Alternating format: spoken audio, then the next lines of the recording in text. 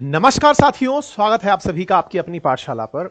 आज देश के अंदर एक जश्न कैसे मातम में बदला, इसका जिक्र होने जा रहा है। आप जैसा जानते हैं कि कल पूरे भारत ने, लगभग क्रिकेट प्रेमियों ने कल के मैच का आनंद लिया था और उस आनंद में रॉयल चैलेंजर्स बेंगलोर आरसीबी की 18 साल बाद जीत का सबने अपनी तरफ से सेलिब्रेशन भी किया था। सेलिब्रेशन में चूंकि बेंगलोर का नाम जुड़ा था, कर्नाटका के फैंस में एक विशेष उत्साह था कि जब से आईपीएल होने लगा है, उस आईपीएल के अंदर जो लोग खेल रहे हैं या जो लोग देख रहे हैं, उन्होंने अभी तक जीत का स्वाद नहीं चखा था, फाइनल्स में जीत का स्वाद नहीं चखा था। लेकिन कल जो हुआ उसके अंदर आईपीएल के फाइनल्स की जीत ने कर्नाटका के फैंस को सेलिब्रेशन का एक अवसर दिया। कर्नाटका के फैंस का, या फिर कहिए तो आरसीबी के फैंस का जो सेलिब्रेशन था, वो आज एक दुखद और ऐसी घटना में बदल गया जिसकी वजह से अब एक बड़ा सवाल बनता है, और वो ये है कि जश्न किस कीमत पर।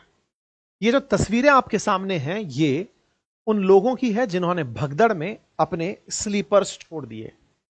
ये तस्वीरें कुछ इस तरह से जो आपके सामने दिखाई दे रही हैं, ये तस्वीरें जो आपके सामने बयान कर रही हैं कि ना जाने कितने लोगों ने अपनी जान की हिफाजत के लिए अपने स्लीपर्स को खोलना प्रेफर किया, जिन्हें आप यहां पर देख सकते हैं।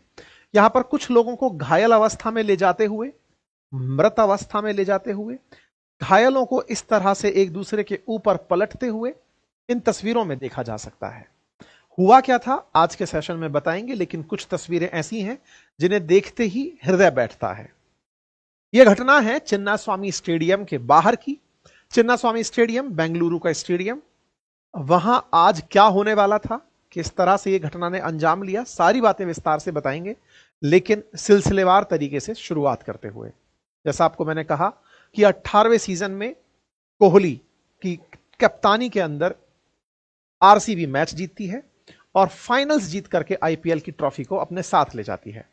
आईपीएल की ट्रॉफी ले जाने के बाद बेंगलोर में एक विशेष कार्यक्रम का आयोजन रखा जाता है आरसीबी के सम्मान में। आरसीबी के सम्मान में जिस कार्यक्रम का आयोजन रखा गया था, वो रखा गया था चिन्नास्वामी स्टेडियम में। असल मायने में यहां पर दो जगह थी जहां पर यह कार्यक्रम आयोजित होना था। उन दोनों जगहों में जहां पे जैसे इसने जीता, तो आरसीबी की जो कार्यक्रम होना था, वो कार्यक्रम बेंगलोर में जो कर्नाटका की विधानसभा है, वहां पर क्रिकेटर्स का सम्मान होना था। और वहां से 1.5 किलोमीटर दूर चिन्नास्वामी स्टेडियम तक क्रिकेटर्स को बस पर बिठाकर एक विक्ट्री परेड का आयोजन होना था। यानी कि इस पूरे कार्यक्रम के लिए, इनकी टीम के साथ सेलिब्रेट करने के लिए आरसीबी ने और वहां की सरकार ने पुलिस की व्यवस्था और आरसीबी ने फैंस को इनवाइट करने की व्यवस्था की हुई थी। व्यवस्था क्या थी कि विधानसभा के अंदर सबसे पहले, जैसे ही अहमदाबाद में यह मैच हुआ था, वहां से टीम निकलेगी, निकल करके बेंगलोर पहुंचेगी, बेंगलोर के एयरपोर्ट से सीधा विधानसभा पहुंचेगी। विधानसभा में उनका सम्मान होगा, वो वहां पर सीएम से और डिप्टी सीएम से मिलेंगे। विधानसभा के बाहर उनका सम्मान होगा। जो टीम विजेता टीम है, वो अपने फैंस के सामने सम्मानित होगी और फिर यहां से उन्हें बस पर बिठाकर विक्ट्री परेड निकालते हुए चिन्नास्वामी स्टेडियम ले जाया जाएगा। चिन्नास्वामी स्टेडियम में एंट्री फ्री ऑफ कॉस्ट रखी गई और टीम का जो सेलिब्रेशन कार्यक्रम था, विक्ट्री के जो सेलिब्रेशन का कार्यक्रम था, वो स्टेडियम में रखा गया। स्टेडियम की कैपेसिटी 35,000 की है। 35,000 से अधिक अपेक्षा नहीं थी कि फैंस आ जाएंगे, लेकिन जो नंबर मीडिया में चल रहा है वो ये कि लगभग 3 लाख से ज्यादा लोग, फैंस जो है वो यहां पर पहुंच गए। 35,000 के मुकाबले 3 लाख लोगों का पहुंचना, कहीं 1 लाख से 2 लाख की चर्चा हो रही है, कहीं 3 लाख की चर्चा हो रही है, कहीं 6 लाख तक भी नंबर अखबारों में देखने को मिला है। इसके चलते व्यवस्थाएं बिगड़ गई। आरसीबी ने विक्ट्री परेड कैंसिल कर दी। असल मायने में आरसीबी ने सुबह सुबह यह जानकारी दी थी कि आज विक्ट्री परेड निकलेगी, और विक्ट्री परेड निकलेगी मतलब टीम को कुछ इस तरह से बिठाकर ले जाया जाएगा, चैंपियंस को कुछ इस तरह से बिठाकर ले जाया जाएगा। यहां की जो सरकार है वो भी अपने खिलाड़ियों के सम्मान के लिए उपस्थित थी। आप यहां पर जो डिप्टी सीएम हैं कर्नाटका के, उनके द्वारा टीम का वेलकम होते हुए देख सकते हैं। क्रिकेटर्स को एयरपोर्ट से विधानसभा ले जाती हुई बस को देख सकते हैं, जिसमें चैंपियंस की तारीफ में या चैंपियंस के सम्मान में लोग खड़े हुए हैं। और इसी तरह से जब लोगों की भीड़ बढ़ते हुए देखी जाती है तो अचानक दोपहर में एक मैसेज सर्कुलेट होता है। यहां पर ये एनडीटीवी का मैसेज है, जिसे शायद आप देखें, नो विक्ट्री परेड। अब इसने सारा की सारा मामला बिगाड़ दिया। नो विक्ट्री परेड परेड का जो यहां पर मैसेज है, इस मैसेज में असल मायने में कर्नाटका गृह मंत्रालय के आदेश के बाद ट्रैफिक पुलिस ने जारी की एडवाइजरी। दिन में एक ऐसी स्थिति बनकर आई, आप अगर टाइम पर गौर करें तो आप समझ पाएंगे। सुबह 7 बजे आरसीबी का मैसेज है कि विक्ट्री परेड बेंगलोर में होनी है। 2 बजे मीडिया में खबर आती है नो विक्ट्री परेड, कि कोई विक्ट्री परेड नहीं होगी। दोपहर तक ऐसा क्या बदल गया? बदला फैंस की संख्या का नंबर, मतलब फैंस की संख्या बदलने लगी। फैंस इस कार्यक्रम में भर भर के पहुंचना शुरू हुए। कुछ तस्वीरें देखिए, ये बेंगलोर विधानसभा के बाहर की तस्वीरें हैं, जिसमें आपको हजारों की संख्या में लोग विधानसभा के बाहर खड़े हुए हैं। ये आरसीबी के फैंस हैं।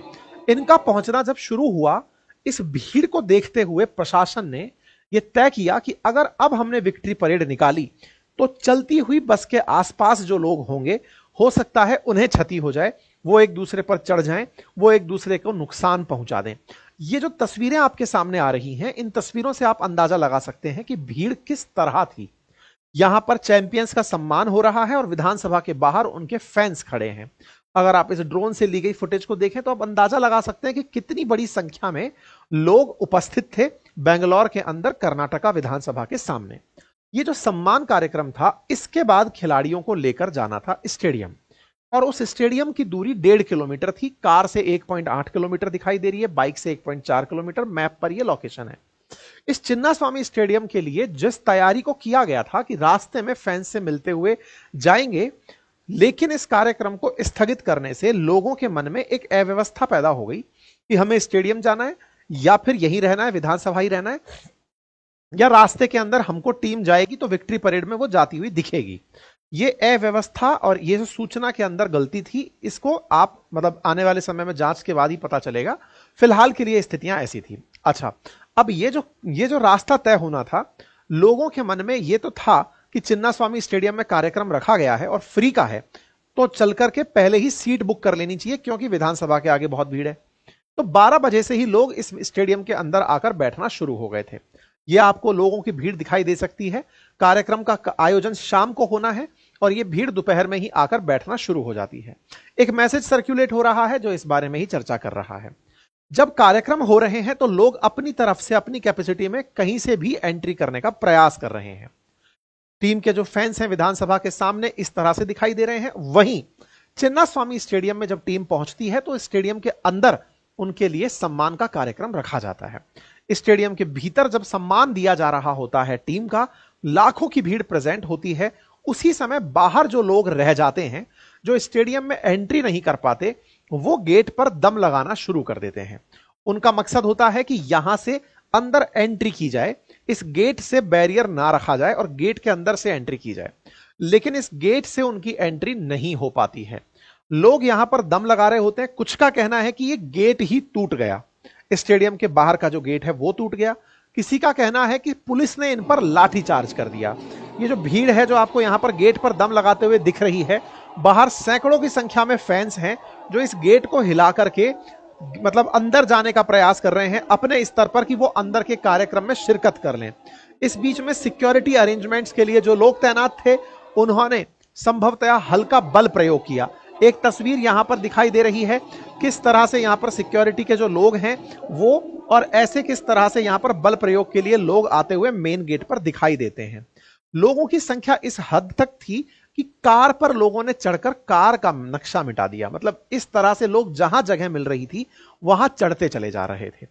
इस चिन्नास्वामी स्टेडियम में हालांकि प्रॉपर तरीके से द्वार उपस्थित हैं, लेकिन इन सबको कंट्रोल करने के लिए जो भीड़ आई थी वो लिमिटलेस थी। मतलब असल मायने में पुलिस की जिम्मेदारी इनको सुरक्षा देना था। क्योंकि विधानसभा में कार्यक्रम था तो विधानसभा के पास भी पुलिस अरेंजमेंट में थी, सीएम की सुरक्षा में, डिप्टी सीएम और पूरा जो परिषद था उसकी सुरक्षा में, और स्टेडियम के अंदर लोगों को कंट्रोल करने में। तो ये जो रास्ते के दौरान व्यवस्था रही, इसके लिए अव्यवस्था पैदा हो गई। अव्यवस्था को यहां पर तस्वीरों से देखा जा सकता है। जो फैंस गेट पर खड़े होकर अंदर एंट्री का प्रयास कर रहे थे, उन पर पुलिस ने बल प्रयोग शुरू कर दिया। इस बल प्रयोग से लोगों में भगदड़ मच गई। लोगों में मची हुई ये भगदड़ और फैंस का स्टेडियम के अंदर घुसने का जो चाहत था, उसका परिणाम यह निकला कि लोग यहां पर घायल होने लगे। घायलों की तस्वीरें सोशल मीडिया पर आने लगी। लोग अपने अपने स्तर पर जानकारी देने लगे कि सीटें फुल हो चुकी हैं। और कुछ ही समय में जब अंदर स्टेडियम के अंदर सम्मान कार्यक्रम चल रहा है, बाहर इस तरह से बड़ी संख्या में लोगों की घायल और मृतकों के शरीर रिकवर होने लगे। अंदर सम्मान कार्यक्रम चल रहा है और बाहर घायलों की तस्वीरें चलने लगी। इस तरह से दो तस्वीरें कि एक तरफ जहां विराट कोहली का सम्मान हो रहा है, वहीं पुलिस वाला एक व्यक्ति, एक बच्चे को जो कि अचेत हो चुका है, उसे लिए है।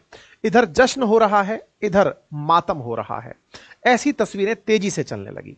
सवाल बनने लगा कि ट्रॉफी तो जीती, लेकिन किस कीमत पर? खुशी का आयोजन तो था, लेकिन किस कीमत पर? विराट कोहली और संभवतया टीम को हो सकता है इस बारे में अंदाजा ही ना हो कि बाहर क्या हो रहा है। सरकार को, जिसके पास पूरा मुखबिर तंत्र होता है, जिसके पास सिक्योरिटी अरेंजमेंट्स होते हैं, वो भी इस कार्यक्रम में चूंकि व्यस्त थे, उन्हें भी संभवतया यह अपेक्षा नहीं रही होगी कि ऐसी व्यवस्थाएं हो जाएंगी। तो तरह तरह की बातें होना फिर स्वाभाविक था। राजनीति को यहां पर अपनी जगह लेना था।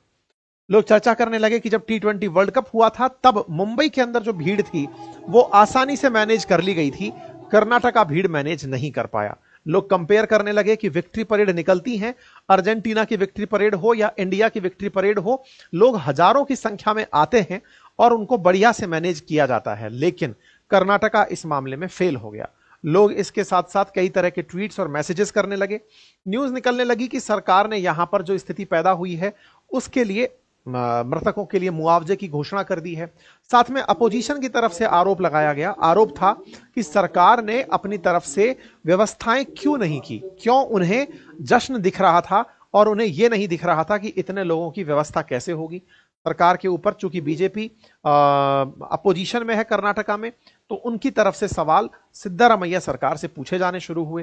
कुमारस्वामी जी जो हैं, जो कि वहां पर मतलब एनडीए को रिप्रेजेंट करते हैं कर्नाटका में, उन्होंने सत्ता पक्ष से सवाल किया। सत्ता पक्ष के अपनी तरफ से जवाब थे कि हाँ, यहां पर सीएम की तरफ से एक अच्छा बयान जो था वो ये था कि हमारी एक्सपेक्टेशन से ज्यादा नंबर आ गए, हमने नहीं सोचा था कि ये क्या होगा, हम इसकी तुरंत जांच बिठा रहे हैं। एक तरीके से उनका ये बयान अपने आप में गलती की स्वीकारोक्ति है। प्रधानमंत्री की तरफ से, एलओपी की तरफ से तमाम मैसेजेस आ गए और लोगों के लिए संवेदना व्यक्त हो गई। कुल मिलाकर साथियों, इस पूरी घटना का सार अगर एक लाइन में निकाला जाए, और वो ये है कि ये घटना तो हो गई, इस घटना के बाद हम हर बार बैठकर एक ही सवाल पर जिक्र करते आए हैं। चाहे कुंभ में भगदड़ हो, चाहे रेल हादसे जो दिल्ली के रेलवे स्टेशन पर भगदड़ हो, अब चाहे ये आरसीबी की भगदड़ हो, सवाल हमेशा से यथार्थ में ही रहेगा, मानव जीवन की वैल्यू इतनी कम क्यों? आप और हम में मानवता का पतन क्यों? क्यों हम किसी के ऊपर पैर रखकर चलने में या उसके ऊपर से गुजर जाने में अपनी कामयाबी मानते हैं? यह सवाल निश्चित रहेगा। जश्न के साथ साथ जो मातम है, इससे समस्त भारतीय और क्रिकेट फैंस में निराशा का माहौल है। लेकिन यह प्रश्न हमको अपने आप से पूछना होगा कि हमारे इस जश्न की कीमत क्या, और नंबर दूसरा, हमारी उस मानवता का और हमारे उन संस्कारों का क्या, जब हम किसी के ऊपर से गुजरते हैं। असल में स्टैम्पिड क्या है कि आप बचने के लिए किसी और पर पैर रखकर चढ़ गए। ये इंसान की जो फितरत है, ये फितरत किस तरह से हमें किस तरफ ले जा रही है, ये निश्चित ही चिंता का और चर्चा का विषय है। फिलहाल के लिए इतना ही। जो अपडेट है वो मैंने आपको दिया। जानकारी आप अपने साथियों से साझा करें और आप इस विषय पर क्या सोचते हैं, अपनी राय कमेंट बॉक्स में अवश्य बताएं।